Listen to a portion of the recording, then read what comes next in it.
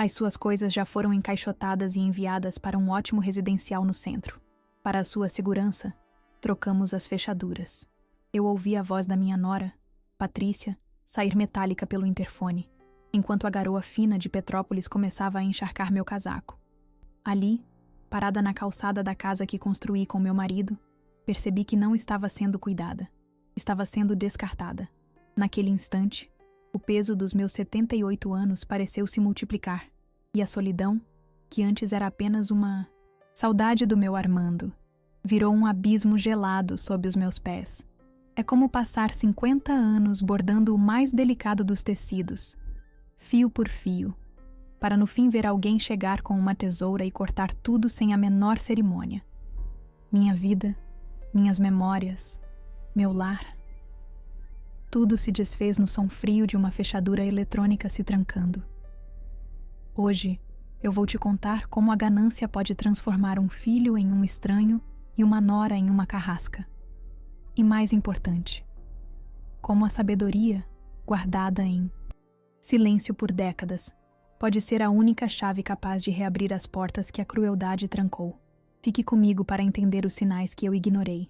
Não se engane, essa história não é apenas sobre uma velha senhora e uma casa. É sobre a dignidade que tentaram me roubar e o segredo que eles nem imaginam que eu guardo. O que eles não sabem é que, dentro da minha bolsa, carrego chaves que não abrem portas modernas, mas desenterram verdades. Se a minha dor ressoa em você de alguma forma, me acompanhe nesta jornada até o fim. Se inscreva para não perder o desfecho e deixe seu like se acredita que a justiça precisa prevalecer. E me conta nos comentários de que cantinho do Brasil você me assiste. Quero sentir que não estou sozinha nesta luta. Meu nome é Helena Alencar. Tenho 78 anos e por quase 50 deles, minhas mãos deram vida aos sonhos de outras mulheres. Fui costureira de alta costura aqui em Petrópolis, na região serrana do Rio. Meus dedos, hoje nodosos pela artrite, já deslizaram por sedas, organzas e rendas que se tornaram vestidos de noiva inesquecíveis.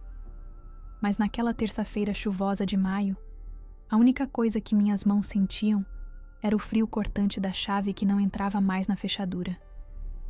Foi naquele exato momento, com o som oco da minha tentativa inútil, que a maior humilhação da minha vida começou a se desenhar. Fria e implacável como a nova fechadura digital que me encarava. A manhã havia começado como todas as outras.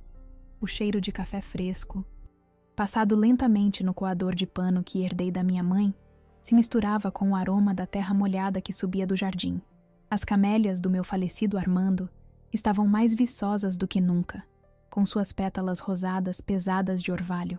Sentei-me à mesa da cozinha, a mesma que ele lixou e envernizou, e senti a madeira gasta sob meus cotovelos. Era um silêncio bom, preenchido pelo tic-tac do relógio de parede e pelo som distante do apito do trem cortando a névoa da serra. Era a paz que antecede a guerra, mas eu, em minha inocência, ainda não sabia disso. Eu tinha uma consulta de rotina no posto de saúde do bairro, daquelas para medir a pressão e pegar os remédios do mês. Vesti meu casaco de lã bege, o preferido, e peguei minha bolsa de couro, já um pouco gasta nos cantos. Antes de sair, dei uma última olhada para a sala.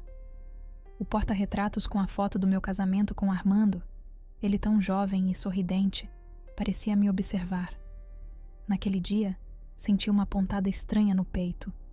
Uma melancolia que não era só saudade. Ignorei. Atribuí ao tempo cinzento, à umidade que parece entrar na alma da gente que vive na serra. As visitas do meu único filho, Ricardo, e de sua esposa, Patrícia, haviam se tornado eventos de tensão silenciosa. Na última vez, há umas 2 semanas, Patrícia não tirou os olhos do celular enquanto circulava pela minha sala. Mãe, essa casa tem um potencial incrível, mas precisa de uma modernizada, né? Ela disse, com aquele sorriso que não chegava aos olhos. Esses móveis, essa decoração, é tudo tão antigo. A palavra antigo saiu da boca dela como se fosse sinônimo de inútil, e eu senti o peso da ofensa velada. Ricardo apenas deu de ombros, um gesto que eu conhecia bem, o de quem prefere a paz covarde à lealdade. Lembro-me do cheiro do perfume dela, uma fragrância floral e invasiva que brigava com o cheiro de bolo de fubá que vinha do meu forno.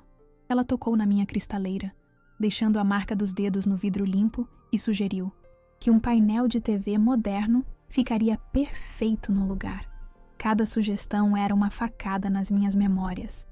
Aquela cristaleira guardava as taças do nosso brinde de casamento. A parede que ela queria derrubar tinha a marca de altura do Ricardo quando criança. Eu apenas sorri e mudei de assunto, mas a sensação de que eles não viam um lar, e sim um terreno, se instalou em mim como umidade em parede velha. Naquela tarde, enquanto eu caminhava de volta do posto de saúde, com a receita dos remédios, amassada dentro da bolsa, a chuva fina começou a cair. As ruas de paralelepípedos de Petrópolis brilhavam, e o ar tinha aquele cheiro limpo e frio de serra. Eu apertava o passo, sonhando com uma xícara de chá de camomila e o calor da minha poltrona. A imagem da minha casa, com sua fachada simples e o jardim de camélias na frente, era meu porto seguro. Era o lugar onde cada canto contava uma história. A minha história. A nossa história com Armando. Ao dobrar a esquina da minha rua, senti o coração apertar de novo. A mesma sensação da manhã, só que mais forte. Vi um carro de frete parado mais adiante, mas não dei importância. Coisas de vizinhos, pensei. O que me chamou a atenção foi o silêncio. Geralmente, àquela hora, eu ouviria o latido do cão do seu antenor, ou o rádio ligado na casa da dona Cida. Mas naquele dia, a rua parecia prender a respiração, coberta por um manto de névoa e pressentimento. O portão de ferro, que sempre rangia de um jeito familiar, estava apenas encostado. Foi quando cheguei à porta de madeira maciça, a mesma que Armando instalou com tanto orgulho, que o mundo começou a ruir. Enfiei a chave na fechadura. Ela não entrou. Tentei de novo, forçando um pouco. Nada. Meu primeiro pensamento foi de confusão. Será que eu tinha pego a chave errada? Mas eu só tinha um molho de chaves. Foi então que meus olhos focaram no que estava ali. No lugar da minha velha e confiável fechadura de latão, havia um pequeno painel preto, digital, com números que brilhavam, discretamente. Um objeto frio, estranho, alienígena na minha porta. Mal sabia eu que aquele painel era a fronteira entre a minha vida e o meu exílio. Meu corpo inteiro gelou. Uma friagem que não vinha da chuva, mas de dentro. Minhas mãos começaram a tremer, e a sacola com os remédios caiu no chão com um baque surdo. Olhei através do olho mágico, uma lente que antes me mostrava o mundo lá fora, e agora me barrava a entrada para o meu próprio universo. Vi uma silhueta se movendo na sala, uma sombra que eu reconheci imediatamente. Era Patrícia. O choque foi tão grande que me faltou ar. O que ela estava fazendo ali? E por que havia trocado a minha fechadura sem me avisar? Uma centena de perguntas explodiram na minha mente, cada uma mais dolorosa que a outra. Com os dedos trêmulos, apertei o botão do interfone. Outro item novo que eu não reconheci de imediato. O chiado foi seguido pela voz dela, nítida e sem qualquer emoção. Pois não? A formalidade da pergunta foi como um soco no estômago. Patrícia, sou eu, Helena. A chave não está funcionando. O que aconteceu? Minha voz saiu fraca, quase um sussurro embargado pela chuva e pelo desespero que começava a borbulhar na minha garganta. Houve uma pequena pausa do outro lado. Um silêncio calculado que pareceu durar uma eternidade. Ah, Helena, é você, ela disse. E o uso do meu primeiro nome, sem o dona ou o mãe que ela usava por formalidade, soou como uma demissão. Resolvemos modernizar a segurança. Entende? Para o seu bem, a justificativa era tão absurda, tão fina, quanto uma folha de papel escondendo um punhal. Eu podia sentir o desprezo em cada sílaba, a satisfação cruel de quem sabe que tem todo o poder. Mas, como eu vou entrar? Você não me deu a chave nova, a senha. Eu insisti, a ingenuidade na minha voz me fazendo sentir ainda mais patética. Foi então que ela desferiu o golpe final, as palavras que se tornariam a trilha sonora do meu pesadelo. Não vai ser preciso. As suas coisas já foram encaixotadas e enviadas para um ótimo residencial no centro. Para a sua segurança, trocamos as fechaduras. Cada palavra era uma pá de terra fria jogada sobre o meu peito. Residencial? Minhas coisas? A realidade me atingiu com a força de um trem desgovernado. Eu não estava apenas trancada para fora. Eu estava sendo expulsa, despejada da minha própria casa, da minha própria vida, pela esposa do meu filho. E o Ricardo? Onde está o Ricardo? Ele sabe disso? Gritei, a voz finalmente se quebrando, em um soluço de pura agonia. O nome do meu filho saiu rasgando minha garganta. Ele não podia ter concordado com aquilo. Não o meu Ricardo, o menino que eu ensinei a andar, que eu consolei em noites de febre, que prometeu cuidar de mim quando Armando se foi. A resposta de Patrícia foi o último prego no meu caixão. Ricardo está ocupado. Ele concordou que esta é a melhor solução para todos. E com isso, o interfone ficou mudo. O silêncio que se seguiu foi mais ensurdecedor que qualquer grito. Fiquei ali, paralisada, enquanto a garoa se transformava numa chuva mais forte, colando meu cabelo na testa e escorrendo pelo meu rosto, misturando-se às lágrimas que eu nem percebi que haviam começado a cair. Peguei meu celular com as mãos trêmulas, o ecrã molhado dificultando a descagem. Liguei para Ricardo. 1, 2, 5 vezes. A chamada ia direto para a caixa postal. A voz dele, gravada e impessoal, era uma tortura. Aquele silêncio não era de um telefone desligado ou de uma reunião de trabalho. Era o silêncio de uma escolha. E eu estava, dolorosamente, entendendo qual tinha sido. As luzes da minha sala se acenderam. A luz amarelada e quente que sempre me acolheu agora parecia zombar de mim, iluminando as sombras de estranhos no meu lugar sagrado. Pude ver o vulto de Patrícia passando pela janela, o celular pressionado contra a orelha, provavelmente relatando seu sucesso para alguém. Senti uma onda de náusea, o cheiro das camélias molhadas, que sempre me trouxe paz. Agora, parecia o cheiro de um velório, o meu velório, o velório da vida que eu conhecia. A humilhação era uma brasa queimando em meu peito. Os vizinhos começaram a acender suas próprias luzes, e eu me senti exposta, uma velha senhora abandonada na própria porta. A cortina da janela de Dona Cida se moveu discretamente. Ela me viu. Senti meu rosto corar de vergonha. Uma vergonha que não era minha, mas que eu era forçada a carregar. Com o pouco de dignidade que me restava, me abaixei para pegar a sacola de remédios do chão molhado. O papel da receita estava quase se desfazendo, as letras borradas como o meu futuro. Eles não tinham apenas me tirado a casa. Estavam tentando apagar minha história. Sentei-me no primeiro degrau da escada da entrada, o concreto gelado e úmido penetrando o tecido do meu casaco. O mundo parecia distante, abafado. Eu via os carros passando, os faróis rasgando a chuva, mas era como assistir a um filme mudo. Minha mente repassava a conversa com Patrícia. Cada palavra, cada pausa. A frieza dela era cirúrgica. Aquilo não havia sido uma decisão de impulso. Tinha sido planejado, executado com uma precisão cruel. E o silêncio de Ricardo era a cumplicidade que validava tudo. Quanto tempo fiquei ali, não sei dizer. Os minutos se arrastavam, pesados e cinzentos como o céu de Petrópolis. O frio começou a se tornar insuportável. Meus dentes batiam uns nos outros. Foi o frio que me despertou do torpor. Eu não podia morrer ali, na minha própria soleira, como um animal, abandonado. A dor da traição era imensa, mas por baixo dela, uma outra coisa começava a surgir. Uma faísca teimosa de raiva. Uma raiva silenciosa, profunda. A raiva de quem foi subestimado a vida inteira. Foi nesse momento, enquanto buscava um lenço dentro da minha bolsa para secar o rosto, que meus dedos tocaram em algo duro e frio. Um pequeno molho de chaves, pesado e rústico, que eu carregava comigo há anos por puro hábito. Eram 3 chaves de ferro, enferrujadas pelo tempo, amarradas por um anel de metal igualmente corroído. Elas não abriam nenhuma porta daquela casa. Não mais. Elas pertenciam a algo muito mais antigo. Algo que antecedia até mesmo a construção da primeira parede. Segurei aquelas chaves na palma da minha mão. O metal gelado contra a minha pele parecia me ancorar na realidade. Me dar um chão que Patrícia e Ricardo haviam tentado arrancar de mim. Olhei para elas, para a ferrugem que contava histórias de décadas de umidade e esquecimento. Eles haviam trocado as Fechaduras modernas, as que abriam as portas visíveis.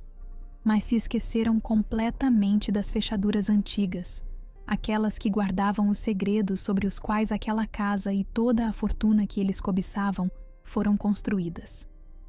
Uma lembrança de Armando veio à minha mente com uma clareza avassaladora. Ele me entregando aquelas chaves no dia em que terminamos de pagar o terreno. "Guarde isso, Helena", ele disse, com aquele olhar sério e amoroso. "Isso aqui é a nossa verdadeira escritura. Não é um papel no cartório. É um acordo de honra. Ninguém pode tirar isso de nós." Na época, eu não entendi a profundidade daquelas palavras. Guardei as chaves num pequeno baú de madeira, e depois que ele se foi, passei a carregá-las na bolsa como um amuleto. O desespero em meus olhos, o mesmo que a vizinha deve ter visto pela fresta da cortina, começou a dar lugar a uma centelha de determinação. A costureira paciente, a viúva silenciosa, a velhinha que eles julgaram frágil e fácil de manipular, ainda tinha um último fio de ouro para bordar nesta história. E seria um bordado complexo, cheio de nós e reviravoltas que eles jamais conseguiriam desatar. A dor ainda estava lá, uma ferida aberta no meu peito, mas agora ela tinha um propósito. Eles podiam ter a tecnologia, a juventude e a ganância a seu favor. Podiam ter as senhas e os painéis digitais. Mas eu tinha algo muito mais poderoso. Eu tinha a memória. A memória de um aperto de mãos entre meu marido e o antigo dono daquelas terras, um velho imigrante italiano. A memória de uma promessa selada com vinho e pão. E eu tinha as chaves que provavam essa memória. As chaves que abriam o pequeno baú guardado não naquela casa, mas em um lugar que só eu e Armando conhecíamos. Levantei-me do degrau, o corpo dolorido pelo frio e pela posição, mas a coluna mais ereta. Olhei uma última vez para a casa, para as luzes acesas que não eram mais minhas. A mulher que chorava ali há alguns minutos tinha dado lugar a outra. A Helena Alencar que sobreviveu à perda do marido, que criou um filho sozinha e que enfrentou todas as dificuldades com agulha, linha e uma dignidade inabalável. Eles tinham acordado uma força que nem eu mesma lembrava que possuía. Apertei o molho de chaves enferrujadas dentro do bolso do casaco. O metal áspero parecia um aviso. Eles achavam que tinham vencido a batalha ao trancar a porta da frente, mas, na verdade, tinham acabado de me entregar a chave para vencer a guerra. A noite caía sobre Petrópolis, e enquanto eu me afastava lentamente pela rua, deixando para trás a casa que foi meu mundo, eu não era mais uma vítima. Eu era uma estrategista, e o meu primeiro movimento já estava sendo calculado na quietude da minha mente ferida.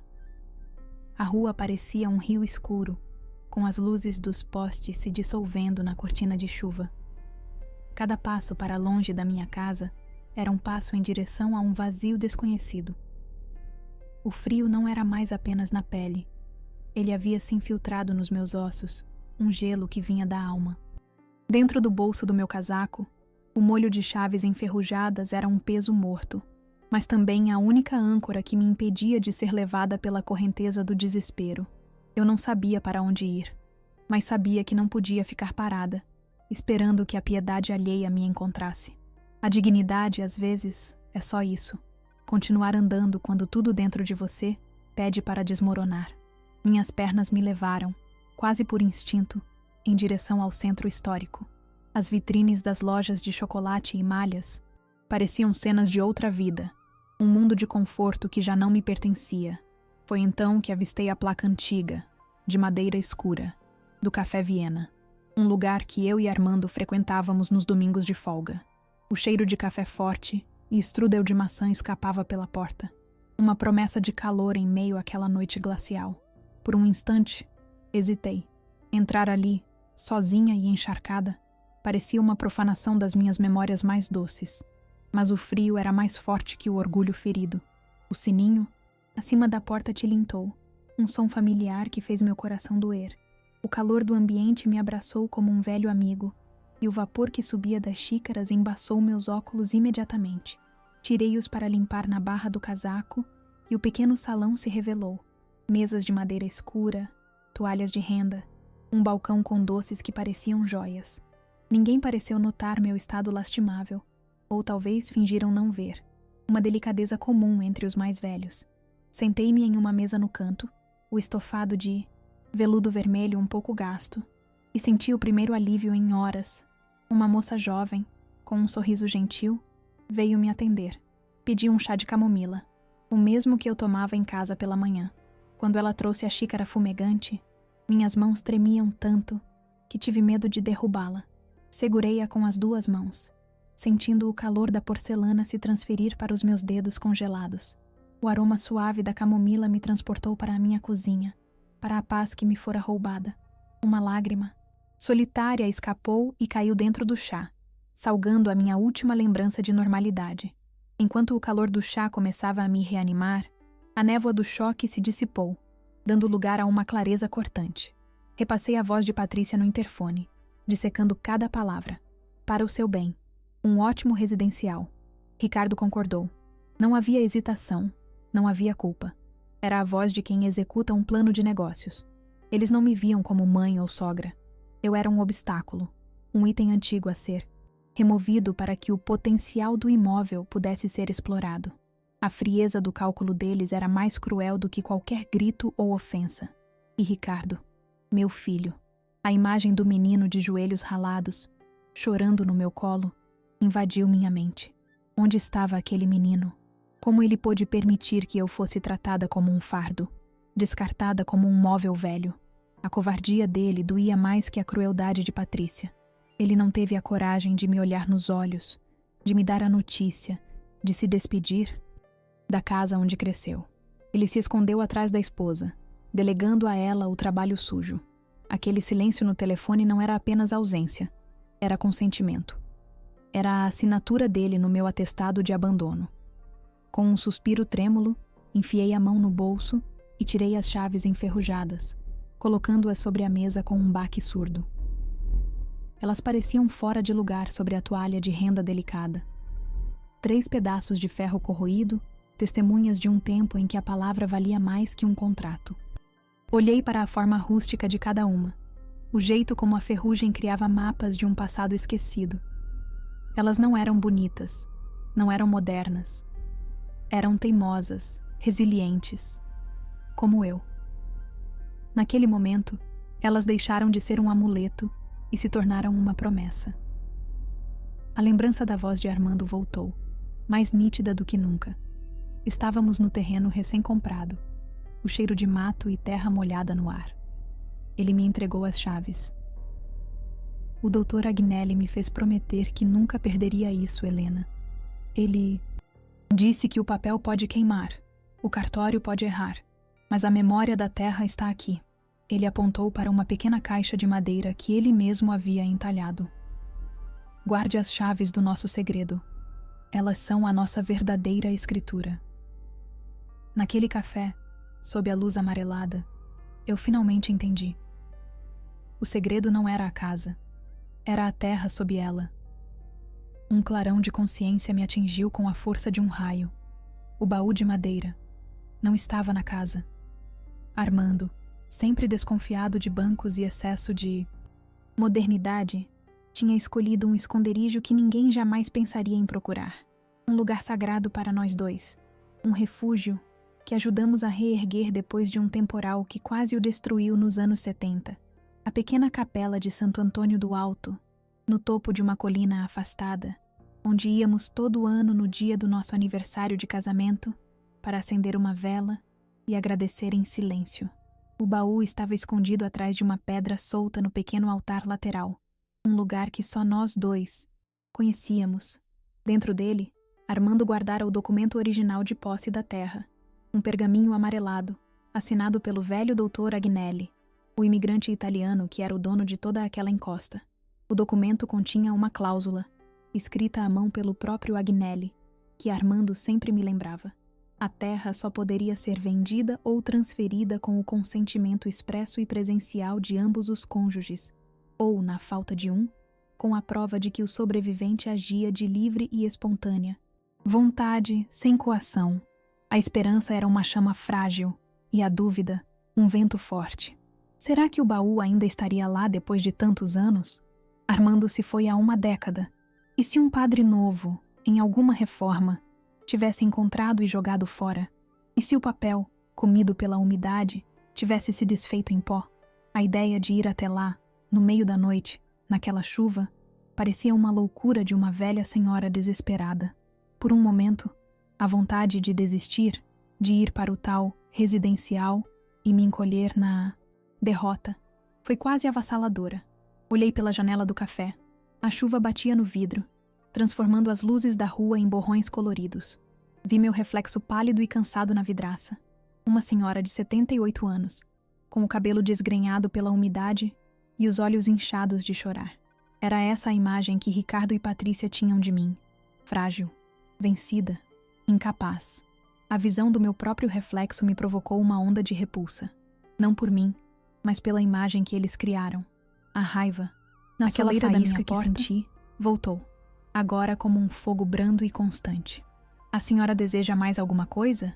Um pedaço de bolo, talvez? A jovem garçonete perguntou, sua voz me tirando do transe. A preocupação genuína em seus olhos foi um bálsamo inesperado. Eu balancei a cabeça. Não, minha filha. Obrigada. Já tenho tudo o que preciso, respondi, e minha voz soou mais firme do que eu esperava. Olhei para as chaves sobre a mesa. A resposta não estava no conforto de um pedaço de bolo. Estava no frio, na chuva, no desafio que me esperava lá fora. Tomei o último gole do meu chá, agora morno. O calor me deu a força que eu precisava. Deixei o dinheiro sobre a mesa, mais do que o suficiente para cobrir a conta. Vesti meu casaco ainda úmido, sentindo o tecido gelado contra minha pele. Mas desta vez ele não me incomodou. Era como vestir uma armadura. Cada movimento era deliberado, preciso. Eu não estava mais fugindo de algo. Eu estava indo em direção a alguma coisa. A costureira que passara a vida unindo tecidos estava prestes a desembaraçar a maior mentira de sua vida. A parada de ônibus parecia um lugar desolado sob a luz fraca do poste. O vento assobiava, trazendo consigo o cheiro de folhas molhadas e terra. Quando o ônibus finalmente chegou, com seu barulho de motor e o chiado dos freios, senti como se uma carruagem tivesse chegado para me levar à batalha.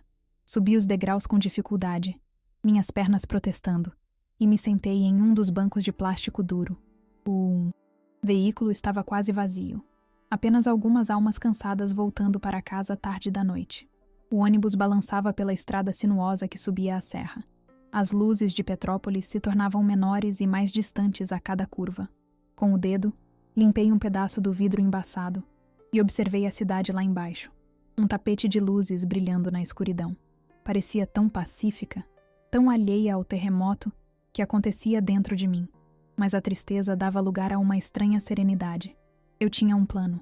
Podia ser um plano frágil, baseado em memórias e fé, mas era meu. A Helena que entrou naquele ônibus não era a mesma que sairia dele. O ponto final era a alguns metros da estradinha de terra que levava à capela. Quando as portas do ônibus se abriram com um silvo, o ar da noite me atingiu com uma lufada de vento gelado e o cheiro forte de pinheiros e eucaliptos. A escuridão era quase total, quebrada apenas pela luz amarelada e fraca de um poste solitário. O som dos meus passos no asfalto molhado era a única coisa que quebrava o silêncio profundo da mata. O medo, um companheiro antigo, tentou se instalar no meu peito, mas a determinação era maior. A subida da ladeira de paralelepípedos até a capela foi a prova final. Cada pedra solta era um desafio. A inclinação forçava meus pulmões, e o frio fazia minhas articulações gritarem. Tive que parar 2 vezes, apoiada em um tronco de árvore, o coração batendo descompassado no peito, a respiração saindo em nuvens de vapor. Eu podia sentir o peso dos meus 78 anos em cada fibra do meu ser. Mas a imagem da fechadura digital, fria e impessoal, me empurrava para cima, um degrau de cada vez. Finalmente, eu a vi. A Capela de Santo Antônio do Alto. Pequena, humilde, com suas paredes de pedra escura cobertas de musgo brilhando sob a chuva fina. A cruz de madeira no topo parecia um sentinela silencioso guardando a colina. Era exatamente como eu me lembrava. Um lugar que o tempo parecia ter esquecido de propósito. O portão de ferro baixo rangeu quando o empurrei. Um som que ecoou na noite como um lamento. O cheiro de incenso antigo e velas queimadas, mesmo do lado de fora, me acolheu como uma bênção. Contornei a pequena construção até chegar a uma porta lateral de madeira escura, a entrada para a antiga sacristia, que não era mais usada. Era ali. Meu coração acelerou. Uma mistura de pânico e euforia. E se a porta estivesse trancada com uma fechadura nova? E se minha memória estivesse me pregando uma peça? O mundo inteiro pareceu encolher até aquele pedaço de madeira antiga e a fechadura de ferro preto, em formato de cruz, que me encarava como um olho no escuro.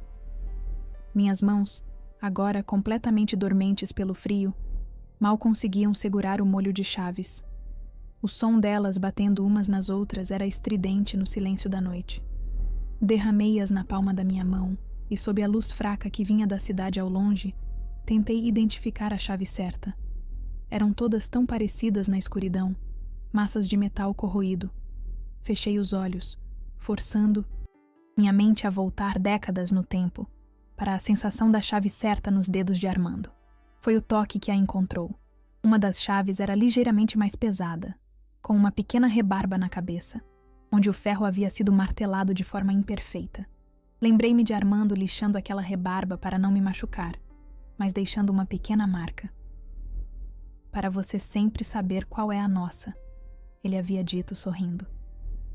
Meus dedos, que conheciam os segredos de cada linha e tecido, reconheceram. Aquele defeito como se fosse ontem. A memória não estava apenas na minha cabeça, estava na ponta dos meus dedos. Com a respiração presa na garganta, levei a chave até a fechadura. O metal frio encontrou o metal frio. Tive que tatear um pouco até encontrar o buraco da fechadura, escondido pela ferrugem e pela escuridão.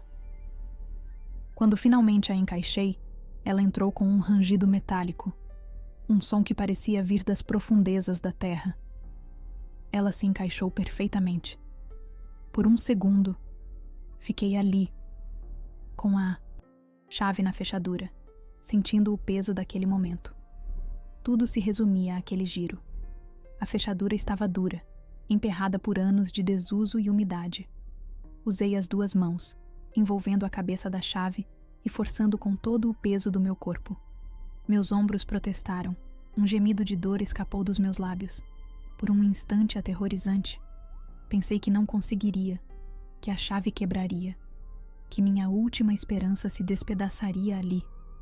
Forcei mais uma vez, um último esforço alimentado pela imagem do sorriso triunfante de Patrícia. Então, com um estalo alto, um clac que rasgou o silêncio da noite e ecoou pela colina, a fechadura cedeu. O mecanismo antigo girou com um protesto gutural. A porta de madeira maciça rangeu e se abriu alguns centímetros, o suficiente para liberar uma lufada de ar parado, com um cheiro denso de poeira, madeira velha e incenso esquecido. A escuridão lá dentro era total, um breu que guardava o passado. Eu estava na soleira, com o coração martelando contra as costelas. A porta para o segredo de Armando estava aberta. Empurrei a porta da sacristia e fui engolida por uma escuridão densa e um silêncio que parecia ter séculos. O ar era pesado, carregado com o cheiro de mofo, cera de vela fria e madeira antiga que não via o sol há décadas. Liguei a lanterna do meu celular e o facho de luz trêmulo dançou pelas paredes de pedra, revelando teias de aranha que pareciam véus de noiva esquecidos e um confessionário de madeira escura coberto de poeira. Cada passo meu ecoava como uma profanação naquele lugar sagrado. E um arrepio percorreu minha espinha, uma mistura de medo do escuro e reverência pelo lugar que guardava minha última esperança. A luz do celular guiou meus olhos até o pequeno altar lateral, dedicado a Nossa Senhora. Era ali. Ajoelhei-me no chão de pedra gelada, sentindo a umidade penetrar o tecido da minha calça e o frio agulhar meus joelhos já doloridos pela artrite. Meus dedos, trêmulos e enrugados, tatearam a base do altar, procurando pela imperfeição que só eu e Armando conhecíamos. A pedra parecia sólida, imóvel. Por um momento de pânico puro, pensei que minha memória havia me traído, que tudo não passava de um delírio senil. Meu Deus, e se não estivesse aqui? E se tudo tivesse sido em vão? Então, meus dedos encontraram. Uma reentrância sutil, uma quina ligeiramente mais gasta. Usei as unhas, forçando a fresta com a pouca força que me restava. A pedra cedeu com um rangido baixo, revelando um buraco escuro e retangular na alvenaria. Apontei a luz do celular para dentro, e meu coração deu um salto tão forte que me tirou o fôlego. Lá estava ele, o pequeno baú de embuia, escuro e lustroso apesar da poeira, com as iniciais H em A, que Armando havia entalhado com tanto esmero. O alívio foi tão avassalador que me fez chorar. Um choro silencioso e quente, de gratidão e exaustão. Puxei o baú para fora do esconderijo. Era pesado, sólido, real. O cheiro de cedro e de tempo que emanava dele era o cheiro da minha história. Coloquei-o no meu colo e peguei novamente o molho de chaves. As duas que sobraram, menores e mais delicadas, eram para ele.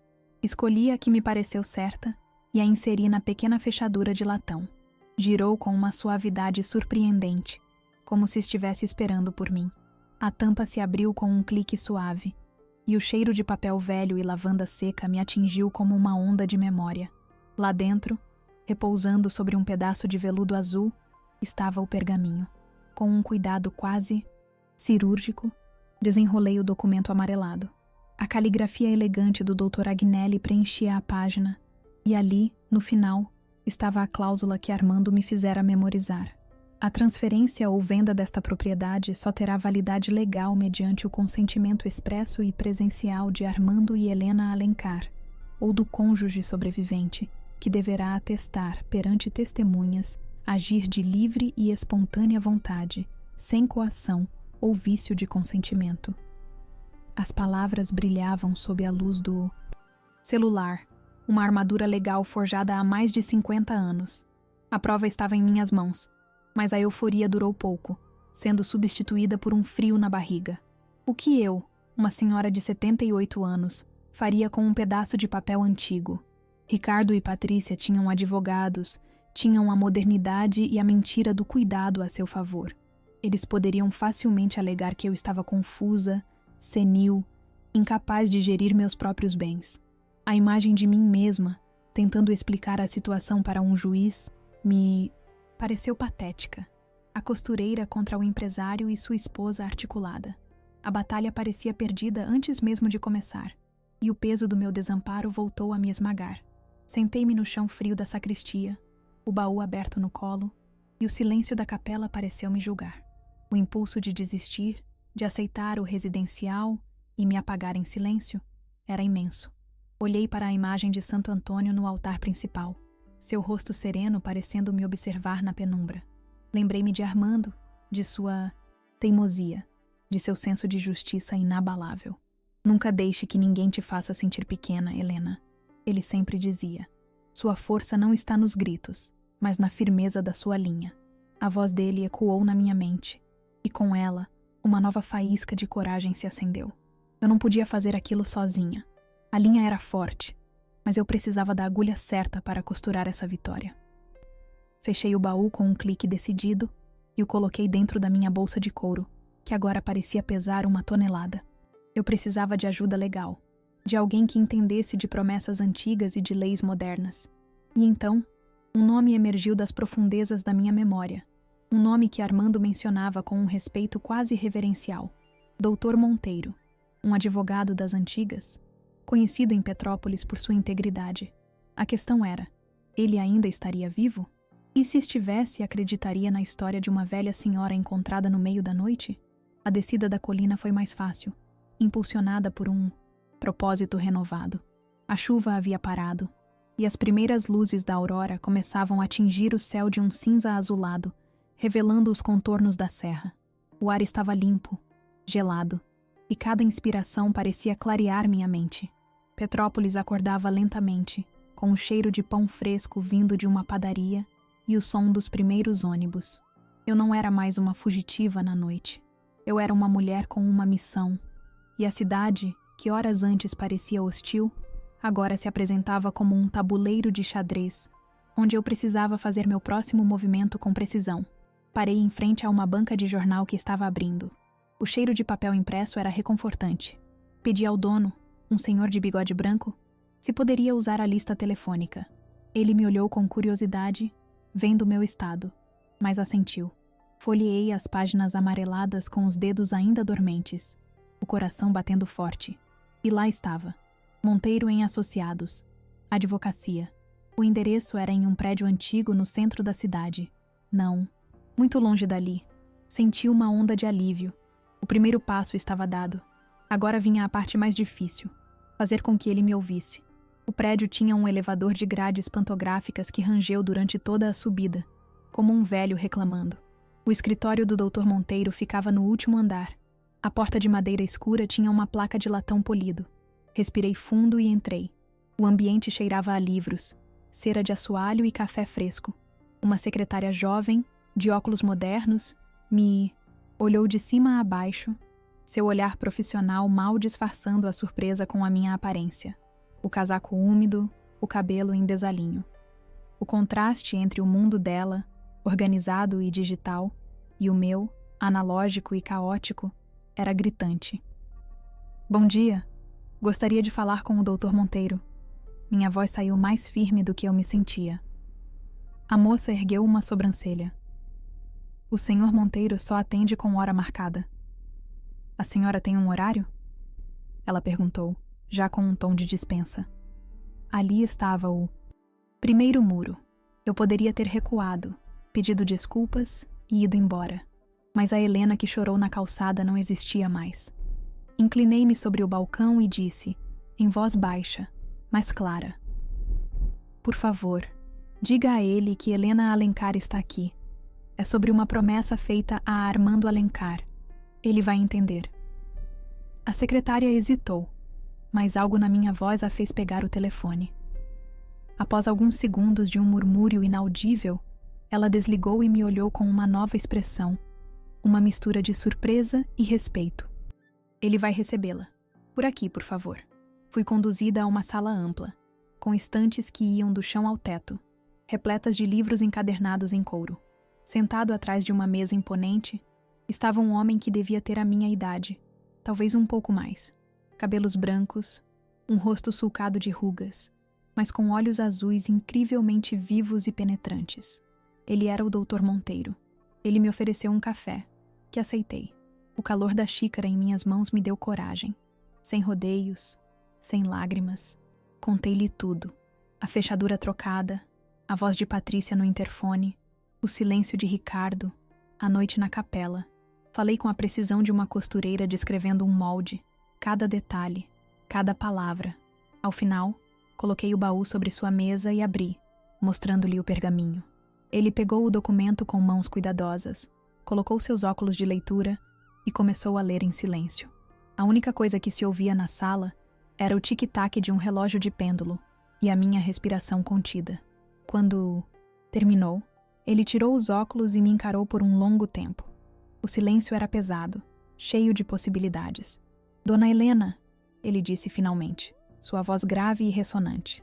Este documento é uma relíquia e, em minha opinião, é juridicamente sólido. A cláusula do Dr. Agnelli é clara como água. Senti uma onda de esperança me invadir, mas ele continuou, com um tom de cautela. Mas não se engane, será a sua palavra contra a do seu filho. Eles vão alegar que a senhora está senil, que está sendo manipulada. Vão tentar descredibilizá-la de todas as formas. Esta será uma guerra suja. A realidade das palavras dele me atingiu como um soco. Ele estava certo. A posse do documento não era uma vitória. Era apenas o início da batalha. Dr. Monteiro se inclinou sobre a mesa, seus olhos azuis fixos nos meus, como se quisesse enxergar minha alma. Helena, para vencermos, preciso de mais do que este papel. Preciso de munição. Existe algo, qualquer detalhe, que eles não saibam que a senhora... Sabe? Uma conversa que ouviu, um plano que eles deixaram escapar, algo que prove a má-fé deles de forma irrefutável. A pergunta dele ficou suspensa no ar, e eu soube que a resposta para ela definiria todo o meu futuro. Fechei os olhos e minha mente, acostumada a seguir o fio das memórias, começou a trabalhar. Comecei a desfiar o tecido das últimas visitas, das conversas aparentemente banais, dos olhares trocados entre Ricardo e Patrícia. A costureira em mim procurava por um fio solto. Uma costura mal feita na história que eles estavam tentando me vender. Lembrei-me dos sorrisos forçados, da impaciência de Patrícia, do jeito como Ricardo evitava meu olhar. Eram detalhes, sensações, mas eu precisava de um fato sólido como a pedra que escondia meu baú. E então, veio, como um relâmpago. Há cerca de 1 mês, eu estava na cozinha preparando um chá, e eles estavam na sala, achando que eu não podia ouvi-los. A voz de Patrícia era um sussurro excitado. O corretor da imobiliária de... Luxo ligou de novo, Ricardo. A proposta dos paulistas é irrecusável. Eles querem construir um condomínio boutique aqui. Só precisamos resolver o empecilho. Na hora, a palavra empecilho me doeu, mas eu não a conectei a mim. Agora, ela soava como uma sentença. Eles não queriam modernizar a casa. Eles já a tinham vendido. Abri os olhos e relatei a conversa ao Dr. Monteiro, palavra por palavra. Vi um brilho diferente em seu olhar, um brilho de caçador. Ele se recostou na cadeira e um leve sorriso se formou em seus lábios. É isso, ele disse, quase para si mesmo. Isso muda tudo. Não é mais uma questão de cuidado filial. É fraude. Coação para fins imobiliários. A cláusula do Dr. Agnelli agora não é mais um escudo, Dona Helena. É uma lança. Naquele instante, senti o chão sob meus pés se solidificar. Minha memória, a coisa que eles julgavam estar falhando, era a minha arma mais poderosa. Nos dias que se seguiram, o escritório do Dr. Monteiro se tornou meu ateliê de guerra. Traçamos a estratégia com a mesma paciência com que eu desenhava um vestido de noiva. Nada de processos longos e desgastantes. Faríamos um movimento único, preciso e fatal. Uma reunião. Nós 4, na sala dele. Sem acusações passionais, sem gritos. Apenas a apresentação fria dos fatos e a revelação do xeque-mate. Eu não me sentia vingativa, mas sim como uma artesã prestes a dar o último e mais importante ponto em seu bordado. A ligação foi feita por ele. Imagino o choque de Ricardo ao ouvir o nome Dr. Monteiro se apresentando como meu advogado. Imagino a palidez de Patrícia ao saber que o empecilho agora tinha representação legal. A reunião foi marcada para a sexta-feira seguinte. Tive 3 dias para me preparar. Não para decorar falas, mas para me fortalecer por dentro. Passei esses dias hospedada na casa de uma velha amiga, que me acolheu sem fazer muitas perguntas, apenas com o calor de um abraço e uma sopa quente. O cheiro de seu lar me lembrou do meu, e isso alimentou minha determinação. Na manhã da reunião, escolhi minha roupa com o cuidado de quem se veste para uma coroação. Um vestido de linho azul marinho, de corte impecável, que eu mesma havia costurado há mais de 20 anos. Sóbrio, elegante, atemporal. Prendi meus cabelos brancos em um coque firme e não usei nenhuma joia, apenas a aliança de casamento que nunca tirei do dedo. Ao me olhar no espelho, não vi uma vítima. Vi Helena Alencar, costureira, viúva de Armando, e acima de tudo, a matriarca daquela família, uma posição que eles haviam tentado me roubar e que eu estava indo reclamar de volta. Cheguei ao escritório antes deles. Sentei-me ao lado do Dr. Monteiro, de frente para as 2 cadeiras vazias. O cheiro de café fresco no ar não conseguia disfarçar a tensão elétrica que preenchia a sala. Quando eles entraram, o impacto foi visível. Patrícia forçou um sorriso de preocupação, vindo em minha direção como se fosse me abraçar. Ricardo estava pálido, os olhos fundos, incapaz de me encarar. Apenas levantei uma mão, um gesto sutil, mas que a fez parar no meio do caminho. O silêncio que se instalou foi mais eloquente que qualquer palavra. Sentem-se, por favor, disse Dr. Monteiro, com uma calma glacial. Eles obedeceram, parecendo 2 alunos pegos em flagrante. Patrícia ajeitava a bolsa no colo. Ricardo olhava para as próprias mãos. O ar na sala estava pesado, quase irrespirável. Eu mantinha minha postura ereta, as mãos cruzadas sobre o colo, sentindo a textura do linho sob meus dedos. Meu coração não estava acelerado. Estava calmo, batendo num ritmo constante e poderoso, como o pêndulo do grande relógio na parede. A hora da verdade havia chegado. Dr. Monteiro pigarreou, abrindo uma pasta de couro sobre a mesa. De dentro, ele tirou o pergaminho. Eu, pela primeira vez desde que eles entraram, levantei meu queixo e olhei diretamente nos olhos do meu filho. O menino assustado que se escondia dentro do homem de 40 e tantos anos vacilou sob o meu olhar. A mulher frágil que eles haviam deixado na chuva, encharcada de humilhação e tristeza, não estava mais ali.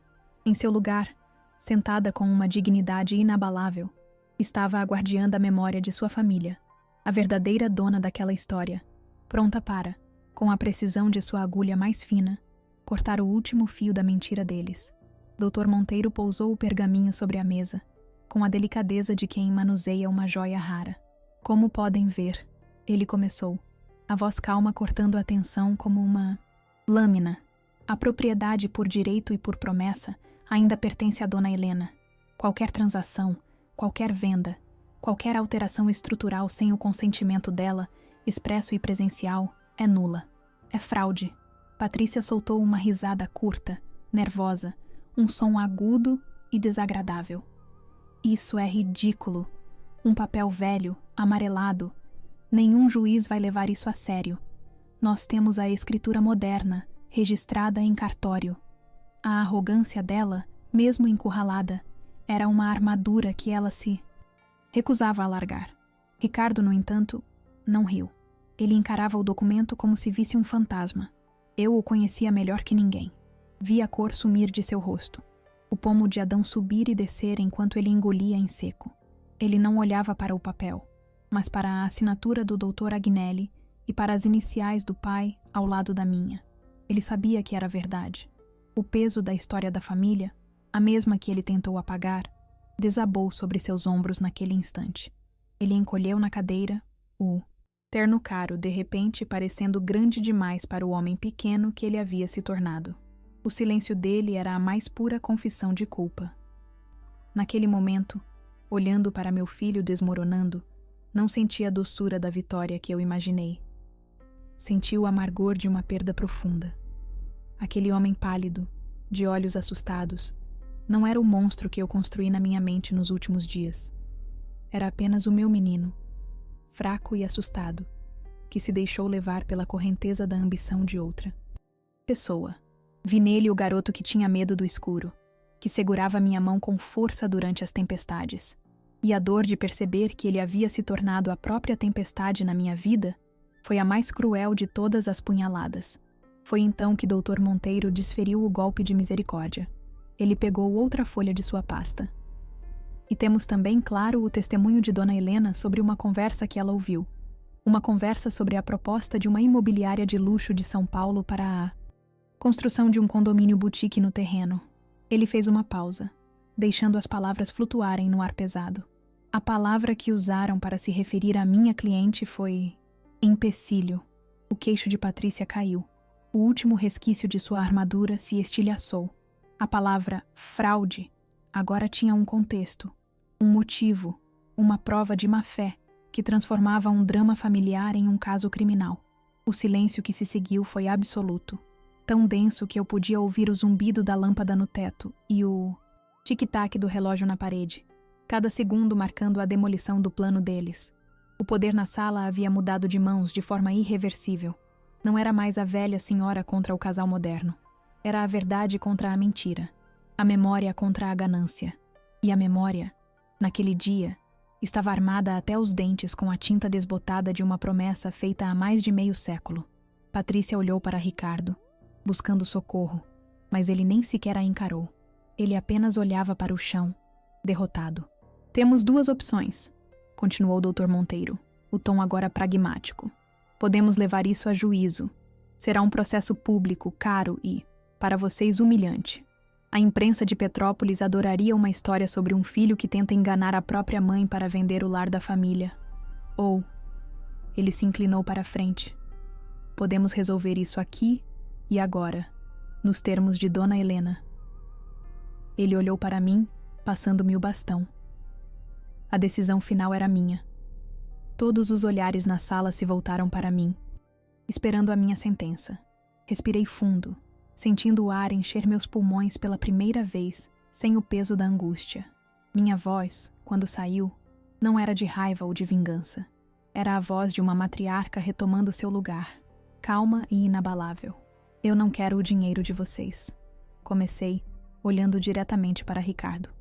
Eu não quero uma guerra. Eu só quero o que é meu por direito. Minha casa, minha paz, minha dignidade. Cada palavra era um ponto firme em um bordado que eu estava finalizando. Ali, naquele exato momento. A primeira condição é simples. Hoje, ainda hoje, a fechadura digital será removida. A fechadura antiga será reinstalada. Eu quero a minha chave, a que seu pai instalou, funcionando na minha porta até o fim do dia. Eu não estava pedindo, estava determinando. Era mais do que um pedaço de metal. Era a devolução simbólica do meu lar, a anulação daquele ato de expulsão. Era o reconhecimento de que aquela casa tinha uma dona, e essa dona era eu. Vi Ricardo assentir lentamente, sem levantar os olhos.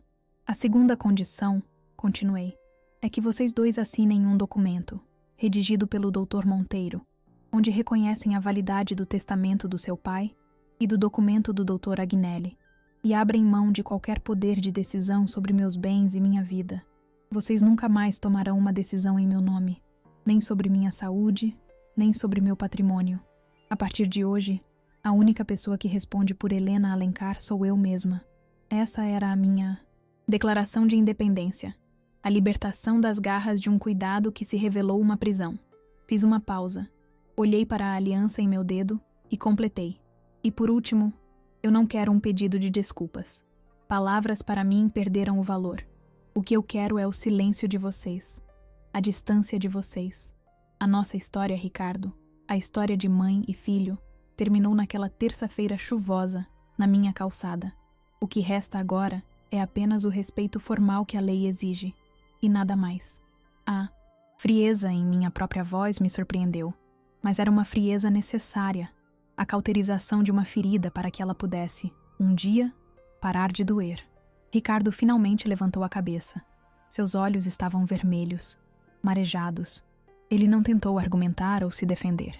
Apenas disse, com a voz embargada e quase inaudível: "Sim, mãe, tudo o que a senhora quiser."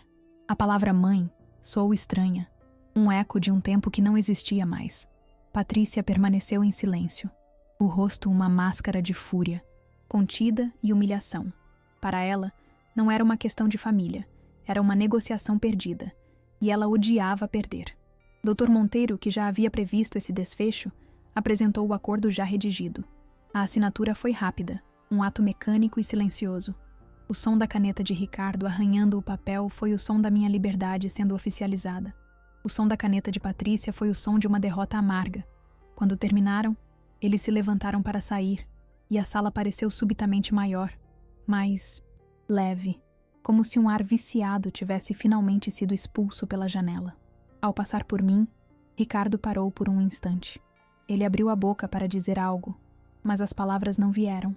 Talvez não existissem palavras para o abismo que se abrira entre nós. Eu apenas o encarei, não com ódio, mas com uma tristeza infinita pela memória do filho que eu amei e que não estava mais ali. Ele baixou a cabeça e saiu, seguido por Patrícia, que nem sequer me olhou. A porta se fechou atrás deles, e o som do clique da fechadura foi, para mim, o som mais libertador do mundo. Naquela mesma tarde, um chaveiro contratado pelo Dr. Monteiro removeu o painel digital da minha porta. Quando ele terminou e me entregou minha velha chave de latão, o metal quente do sol da tarde em minha palma, senti como se estivesse recebendo o mundo de volta. Inseri a chave na fechadura reinstalada. O som familiar, o clac suave, foi a música mais bonita que eu já ouvi. Abri a porta e o cheiro da minha casa. Uma mistura de lavanda, madeira encerada e as minhas memórias. Me abraçou. Eu estava em casa. De verdade. Passei o resto daquele dia vagando pelos cômodos, tocando em cada objeto como se o estivesse vendo pela primeira vez. A cristaleira que Patrícia queria remover, o porta-retratos com a foto do meu casamento, a marca de altura de Ricardo na parede da cozinha. As coisas que eles chamaram de antigas e inúteis eram as testemunhas da minha vida. Eles não haviam apenas tentado roubar uma casa. Eles haviam tentado apagar a minha história. E eu, com a ajuda de uma promessa antiga e da minha própria teimosia, havia me recusado a ser apagada. As semanas que se seguiram foram de uma paz que eu não sentia há muito tempo. Uma paz conquistada. Retomei minha rotina, o café coado, o cuidado com as camélias de Armando, o tic-tac do relógio. Mas algo dentro de mim havia mudado para sempre. A Helena que caminhava por aquela casa não era mais a viúva solitária que esperava pelas visitas do filho. Era uma mulher que havia redescoberto sua própria força nas ruínas de uma traição. A solidão não era mais um vazio, mas um espaço de liberdade que eu preenchia com a minha própria companhia. A artrite em minhas mãos ainda doía, mas agora eu via as minhas mãos de outra forma. Não como um sinal de velhice e fragilidade, mas como as mãos que costuraram uma vida inteira e que, no fim, seguraram com firmeza as chaves da própria libertação. A mulher que foi deixada na chuva, sentindo-se invisível e descartada, havia dado lugar a uma mulher que se via com clareza pela primeira vez em anos. Eu não precisava da aprovação de ninguém para validar minha existência. Minha história, por si só, já era a minha maior riqueza. As notícias, como sempre acontece em cidades pequenas, correram silenciosamente. Dona Cida, minha vizinha, que antes me olhava com pena, agora me cumprimentava com um aceno de cabeça cheio de um respeito novo. As pessoas na padaria, no posto de saúde, pareciam me ver de outra forma. Não era admiração, era reconhecimento. O reconhecimento de que a idade pode trazer rugas e dores, mas também traz uma sabedoria e uma resiliência que os mais jovens, em sua pressa, muitas vezes subestimam. Eu havia me tornado a prova viva disso. Uma semana depois, uma carta chegou. O remetente era Ricardo. Segurei o envelope por um longo tempo. A Helena de antes o teria aberto com o coração aos pulos, ansiosa por um pedido de perdão que a fizesse se sentir melhor. Mas a Helena de agora sabia que a sua paz não estava mais naquelas palavras. Coloquei a carta, sem abrir, dentro do pequeno baú de embuia, junto com o pergaminho. O passado, bom e ruim, agora tinha seu lugar. E esse lugar não era mais o meu presente. Naquela tarde, fui ao jardim e colhi a camélia mais bonita, a de um rosa quase vermelho, a preferida de Armando. Sentei-me na minha poltrona, a mesma de onde vi a vida passar, e coloquei a flor em um pequeno vaso. O sol da tarde entrava pela janela, iluminando as partículas de poeira no ar como pequenos diamantes. Olhei para a flor e, em silêncio, conversei com meu marido. Nós conseguimos, meu velho, sussurrei. Eu cuidei da nossa história. A promessa foi mantida. E pela primeira vez em 10 anos, a saudade não doeu. Ela apenas aqueceu meu coração. Hoje, quando conto essa história, não o faço por vingança ou para me vangloriar. Eu a conto porque percebi algo fundamental. Nosso mundo tem uma pressa terrível de descartar o que é velho. Casas, móveis, ideias e pessoas. Eles nos olham e veem fragilidade, esquecimento, um fardo. Eles se esquecem que cada uma de nossas rugas é um parágrafo de uma história que eles ainda não leram. Eles se esquecem que nossa memória não é um arquivo morto, mas um mapa cheio de segredos e de rotas de fuga. A minha casa não é valiosa apenas pelo terreno em que foi construída. Ela é valiosa pelas promessas que a ergueram, pelas memórias que a preenchem e pela dignidade que a sustenta. E nós somos iguais. Nosso valor não está no que podemos produzir para os outros, mas na história que carregamos dentro de nós. Cada um de nós tem um baú de imbuía, escondido em algum canto da alma, guardando as promessas, as dores e as alegrias que nos tornaram quem somos. Essa é a nossa verdadeira escritura. Portanto, se algum dia alguém tentar te trancar para fora da sua própria vida, se te chamarem de empecilho, ou te fizerem sentir que sua história não importa mais, lembre-se das minhas chaves enferrujadas. Procure dentro de você. Encontre a sua força, a sua memória, a sua cláusula secreta. A sua voz importa. A sua dignidade não é negociável. E a sua história merece ser honrada, principalmente por você mesmo. Não deixe que ninguém a apague. As fechaduras mais importantes da vida não são as de metal, que podem ser trocadas e violadas. São as fechaduras do nosso coração e da nossa dignidade. E as chaves para abri-las não estão no bolso de ninguém, a não ser no nosso. Elas são forjadas na resiliência, no amor próprio e na coragem de dizer: esta é a minha casa, esta é a minha vida, e daqui ninguém me tira.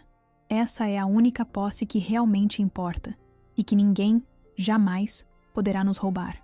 Agora, o sol está se pondo atrás da serra, pintando o céu com os mesmos tons de rosa e laranja das camélias do meu jardim. O relógio na parede continua seu tic-tac, marcando não o tempo que passou, mas o tempo que ainda me resta para viver em paz, na minha casa, dona da minha história. E essa sensação, meus amigos, essa sensação de paz reconquistada é a mais alta costura que a vida já me permitiu bordar, e sou imensamente grata por cada ponto, até os mais doloridos que me trouxeram até aqui.